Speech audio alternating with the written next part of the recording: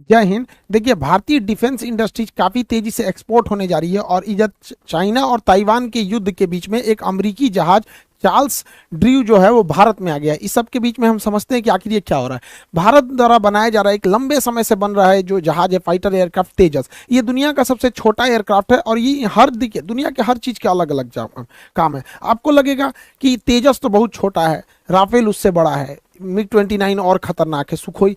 हर चीज का अलग काम होता है। जैसे देखिए, जो ट्रक काम कर सकता है टेम्पू नहीं कर पाएगा, तो जो टेम्पू कर सकता है ठेला नहीं कर सकता है। तो ऐसा नहीं कि जो बाइक का जरूरत है उसे आप ट्रक से पूरा कर सकते हैं। तो हर लेवल की जहाजों का होना जरूरी है सप्लाई लाइन में, तभी जाके आपकी पूरी तरह से एक स्क्वाड्रन कंप्लीट होती है। तो भारत का ये जो तेजस है ये काफी सस्ता है और हर क्वालिटी इसमें है। इसमें इलेक्ट्रॉनिक वॉरफेयर है, एयर टू एयर रिफिलिंग है, एक्स्ट्रा फ्यूल टैंक जिसे ड्रॉप टैंक कहते हैं, मिसाइल की तरह दिख रहा है ना, इसमें तेल भरा होता है, फ्यूल भरा होता है। पहले इसी फ्यूल को खर्च किया जाता है और दुश्मन के एरिया तक पहुंचा जाता है, उसके बाद लड़के भागा जाता है तो इसे ड्रॉप कर दिया जाता है, इसलिए इसे ड्रॉप टैंक भी कहते हैं। जैसे इसमें से ड्रॉप कर दिया है, तो ये हर सुविधा होने की वजह से पूरी दुनिया इसका डिमांड कर रही है। सबसे ज्यादा इसका डिमांड बहुत जल्दी अगले 1 से 1.5 महीना में मलेशिया इसका डिमांड, सबसे पहले हम लोग इसे मलेशिया को सप्लाई करेंगे। और मलेशिया के अलावा इसमें 15 से 18 देश और रुचि दिखाए हैं और इसमें सबसे बड़ा नाम आ रहा है अमेरिका के, क्योंकि इसने छोटे सेगमेंट में, अमेरिका के पास कोई जहाज नहीं है।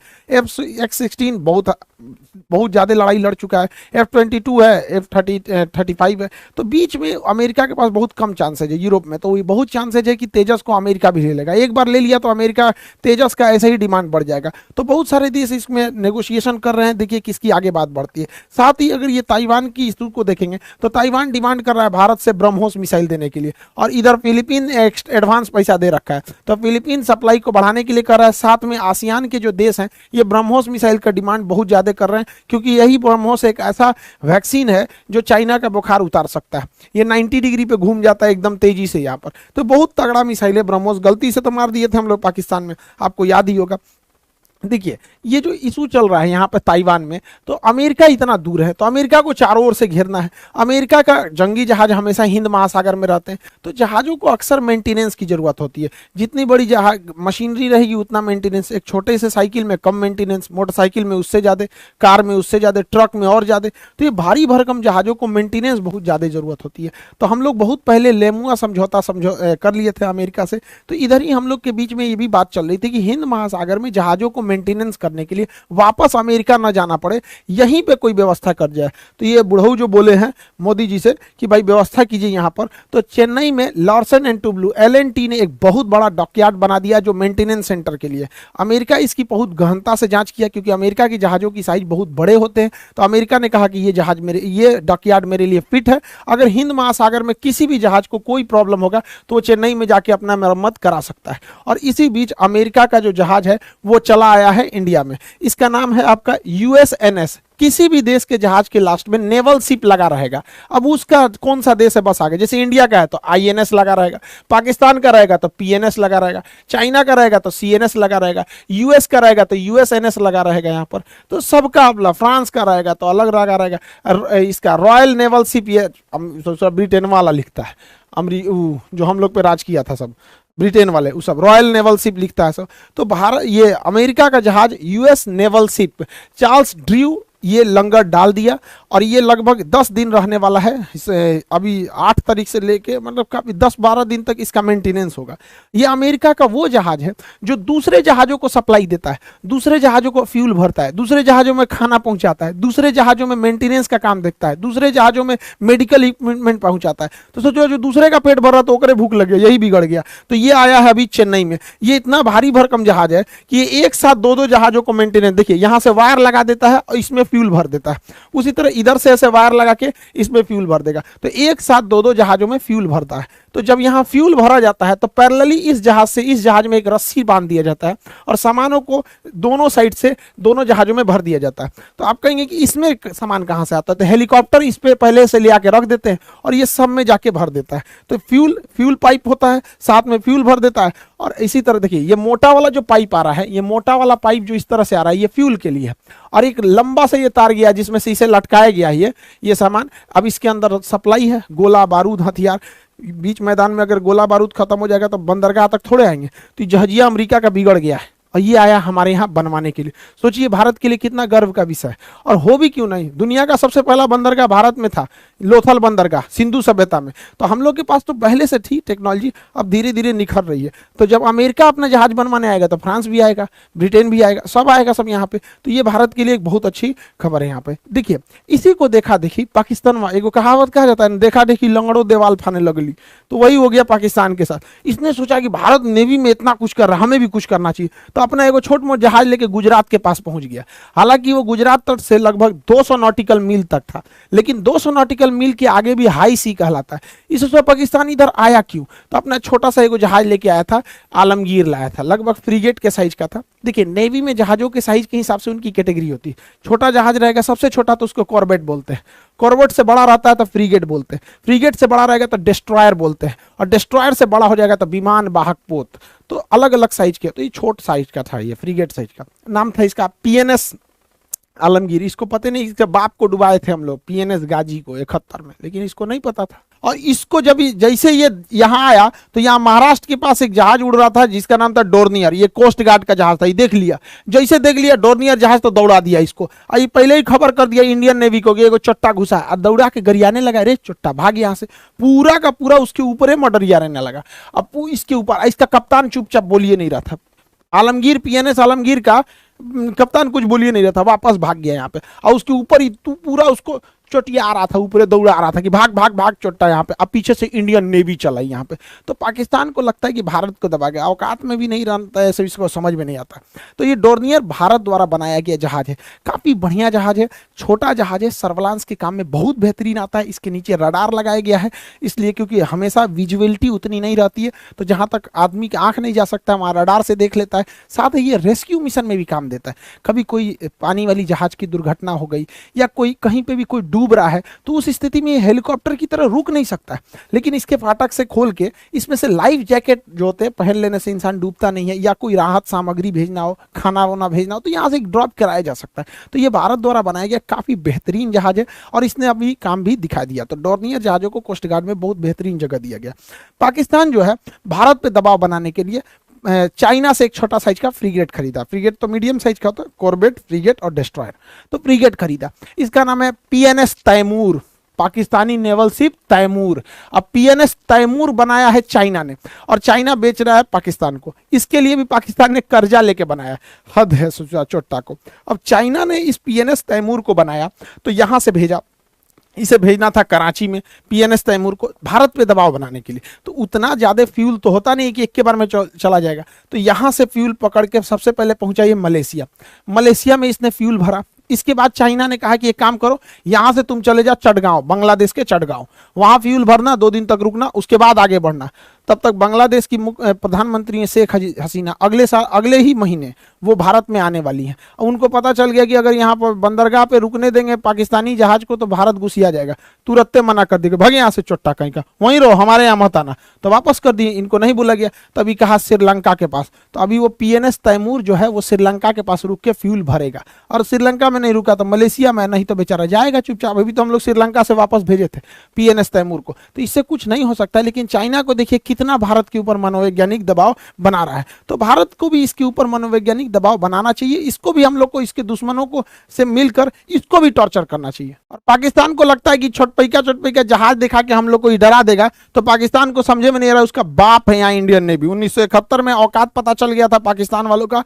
पीएनएस गाजी जो डूब गई थी, आईएनएस राजपूत, विक्रांत, पाकिस्तान वाले लोग होंगे अपने दादा उदा से पूछना लोग बाबू कि दादा दादा क्या हुआ था 1971 में, तो दादा बताएंगे आप लोग के कि 93,000 फौज पिटा के आए थे सब, भारत वाला फिर छोड़ा था सब यहाँ पे। तो इंडियन नेवी को डराने निकले हैं, सोच रहे तू नहीं यहाँ पे।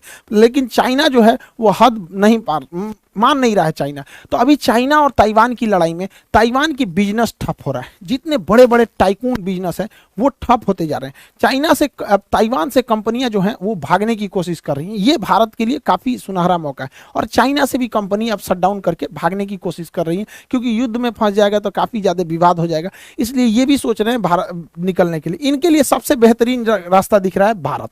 भारत बहुत बेहतरीन है इनके लिए। देखिए जितने भी मोबाइल मैन्युफैक्चरिंग होते हैं वो ज़्यादातर आसियान देशों में, साउथ ईस्ट एशिया में होते हैं। वहीं इंडिया में देखिएगा तो मोबाइल का खपत है, लेकिन मोबाइल का प्रोडक्शन इंडिया में ना बराबर है, बहुत कम है। अभी क्या है कि ये जितने देश हैं यहाँ ज्यादातर मोबाइल बनाने में ताइवान का हाथ है। ताइवान की दो कंपनी विस्ट्रॉन और फॉक्सकॉन, ये दो कंपनी किसी भी कंपनी के मोबाइल को असेंबल करती हैं। कंपनी बता देना है, इसको बस बता देना है कि ये चीज चाहिए, मोबाइल बना के दे देगा, ऊपर बस लोगो चिपका लीजिए। तो ये फॉक्सकॉन और विस्ट्रॉन, ये कंपनियां भी अब यहाँ पर ये आईफोन का मैन्युफैक्चरिंग करती थी और वो आईफोन की सप्लाई इंडिया में होती थी। लेकिन अब क्या है कि ये वहाँ से शिफ्ट हो रही हैं और अब ये इंडिया में आ जाएंगे। तो आईफोन का जो प्रोडक्शन लाइन है अब वो इंडिया में लगेगा, इससे काफ़ी फायदा होगा। देखिए चाइना ने क्या किया, सस्ता लेबर के नाम पर विदेशी कंपनियों को बुलाया कि हमारे यहाँ लेबर बहुत सस्ता है, आ जाओ। जब विदेशी कंपनी वहाँ गई तो चाइना को रोजगार मिला और धीरे धीरे चाइना उनकी टेक्नोलॉजी को सीख गया और इससे वो कॉपी करने लगा। आज से 15 साल 10 साल पहले देखिएगा तो चाइनीज मोबाइल बहुत लो कैटेगरी के होते थे, क्वालिटी अच्छी नहीं होती थी, बहुत ज़्यादा आवाज़ करता था, लोग भाप जाते थे, तो चट्टा कहीं का चाइनीज मोबाइल लिया। लेकिन आज उन्हीं विदेशी कंपनियों को लुभावने ऑफर दिया कि हमारे यहाँ लेबर सस्ता है, ज़मीन सस्ते हैं, आ जाओ, और उन्हीं की टेक्नोलॉजी सीख गया। अब वो कंपनी भागना चाह रहे हैं तो भारत में आएगा, भारत में भी बहुत अच्छा फायदा होगा, रोजगार मिलेगा यहाँ के लोगों को भी, और भारत भी धीरे धीरे टेक्नोलॉजी सीख जाएगा। जुगाड़ में तो हम लोग सबसे आगे। और एक और फायदा होगा कि आईफोन कंपनी पे भारत सरकार टैक्स बहुत लगाती है, क्योंकि जो भी मोबाइल बना बनाया आता है उस पर टैक्स ज्यादा लगता है। अगर ये भारत में बनेगी तो जो 1 लाख का आईफोन है वो ऑटोमेटिकली 60,000 का मिलने लगेगा, क्योंकि भारत उस पर ज्यादा टैक्स नहीं लगाएगा। जैसे दुबई है, दुबई टैक्स नहीं लगाता है, इसलिए दुबई में जाके देखिएगा जो आईफोन यहाँ 1 लाख का वहाँ मिलेगा आपको 55-50 हज़ार में, तो वो सस्ता नहीं मिल रहा है। कोई भी चीज़ महंगी होती है टैक्स की वजह से। तो भारत सीधा कहता है कि भाई विदेशी कंपनियों के ऊपर अगर डायरेक्ट लाइएगा तो हम टैक्स ज़्यादा लगाएंगे, यहाँ बनाइएगा तो टैक्स कम लगाएंगे। तो विदेश अभी भारत में भी अब चाइना की तरह भारत में भी अब आईफोन का प्रोडक्शन तेजी से चालू होगा। साथ ही भारत सरकार ने एक और नियम लगाने जा रही है कि जितनी विदेशी चाइनीज कंपनियां हैं, खास करके चाइनीज कंपनी, भारत के 70% से ज़्यादा मार्केट कैप्चर कर लिए मोबाइल की दुनिया में। तो भारत का ऐसा कोई घर नहीं है जहां चाइनीज मोबाइल नहीं पहुंच गया है। चाहे वो आपका वीवो होगा, ओप्पो होगा, रियलमी होगा, एमआई होगा, हुआवो होगा, कोई भी कंपनी देखेंगे, ओप्पो, एमआई में जितना टाइप का मोबाइल है ये ही सब आपके घर में भर गया है।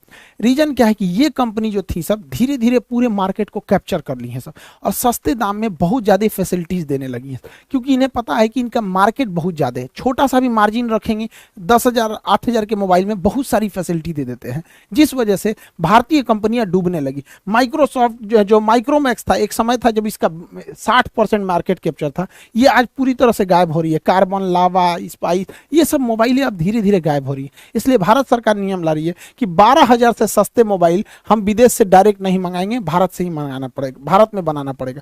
तो जब भारत में बनाएंगे तो ठीक है, नहीं तो विदेश से डायरेक्ट नहीं भेज सकते। तो इससे ऊपर वाला बेचेंगे तो इन लोगों को एक बार उभरने का मौका मिलेगा। तो इसी तरह चाइनीज पे जैसे जैसे समय आए उसके ऊपर दबाव बनाते रहना जरूरी है। हमारा एक और पड़ोसी देश ताइवान, ये अफगानिस्तान, ये तो और आसान। तो जब से पिछले साल अगस्त में जब इस पे 1 साल हो जाएगा तालिबान का कब्जा हुआ, जब तालिबान का कब्जा हुआ था तो बहुत ही स्थिति अजीब हो गई थी, दयनीय थी। हर तरफ अफरा तफरी थी, सारे देश के लोगों को लग रहा था कि अपने नागरिकों को यहाँ से हटाया जाए। भारत भी अपना दूतावास बंद किया, अपने नागरिकों को वापस लाया, एयर इंडिया की जहाज से गए। हालांकि आप देखे होंगे अफगानिस्तान के कई लोग तो जहाज से भी नीचे गिर गए थे। तो ये स्थिति थी। भारत के लिए सबसे बड़ा सरदर्द था कि तालिबान के शासन में भारत में ने जो अफगानिस्तान में पैसे निवेश किए हैं उन पैसों का क्या होगा, क्योंकि भारत ने बहुत ज़्यादा पैसे खर्च किया अफगानिस्तान में। सहतूत डैम बनाया, सलमा डैम बनाया, वहाँ सड़कें बनाई, बिजली प्लांट बनाया, वहाँ का संसद भवन बनाया, वहाँ Indira Gandhi child specialist hospital बनाया जो काबुल का सबसे बड़ा हॉस्पिटल है। बहुत सारी योजनाओं को दिया भारत ने। इवन कि जब अफगान तालिबान का कब्जा भी हो गया था तो ट्रक से ट्रक भर के हम लोगों ने गेहूं की सप्लाई की थी। तो हम लोग को यही लग रहा था कि कहीं पाकिस्तान के दबाव में आके तालिबान भारत के खिलाफ मत चला जाए। हालांकि पाकिस्तान ने पूरी कोशिश किया कि तालिबान भारत के खिलाफ हो जाए, एटलीस्ट कश्मीर मुद्दे पर हो जाए, लेकिन तालिबान कुछ भी नहीं भारत के खिलाफ बोला। तो भारत ने देखा कि तालिबान की स्थिति को देखते हुए तो भारत अब अपना दूतावास दोबारा खोल रहा है। ये भारत के लिए बहुत बेहतरीन खबर है कि भारत अब अपनी काबुल की एम्बेसी चालू कर रहा है। और जब तालिबान वाले जब गए भारत के अधिकारियों से मिले, वहाँ आईटीबीपी के जवान तैनात हैं अभी भी, तो उनको जब दूतावास दिखाया गया तो वो जो जवान थे वो चौंक गए, क्योंकि जिस हालत में 1 साल पहले भारतीयों ने दूतावास छोड़ा था, काबुल दूतावास, आज भी वो सेम को सेम वैसे ही पड़ा हुआ है, एकदम कुछ भी चेंज नहीं हुआ है। मतलब जो जहाँ था, जो अखबार जैसे पड़ा हुआ था, जो दरवाजा खुला था खुला खुले हैं।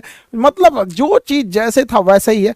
इवन ये लोग ने इतना बेहतरीन ढंग से प्रोटेक्शन किया, इस वजह से पाकिस्तान वालों को तो पूरा भड़क गए। तालिबान वालों से कह रहे हैं तुमको बुलाए, फायदा क्या हो गया जब तुम भारत के खिलाफ कुछ कर ही नहीं रहे हो। तो भारत भी अब अपना दूतावास चालू कर रहा है। इसका मतलब यह है कि हम अपने पड़ोसियों के साथ धीरे धीरे मधुर संबंध बना रहे हैं। हालांकि भारत तालिबान से डायरेक्ट बात नहीं कर सकता, क्योंकि भारत का स्पष्ट कहना है कि हमारे लिए कोई आतंकवादी अच्छा या खराब नहीं होता, आतंकवादी मतलब आतंकवादी।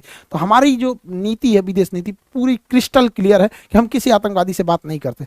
लेकिन राष्ट्रीय मुद्दों को ध्यान में रखते हुए हम लोग बस यही कोशिश करेंगे कि तालिबान कैसे भी भारत की एंटी ना हो सके, क्योंकि ये पाकिस्तान के लिए एक प्लस पॉइंट हो जाएगा, क्योंकि आतंकवादी मिलकर आतंकवादी का स्क्वायर हो जाएगा सब। आई होप आप इंडिया के इर्द गिर्द जो हो रहा है जियो पॉलिटिक्स इसको समझे होंगे। मिलेंगे नेक्स्ट क्लास में। जय हिंद।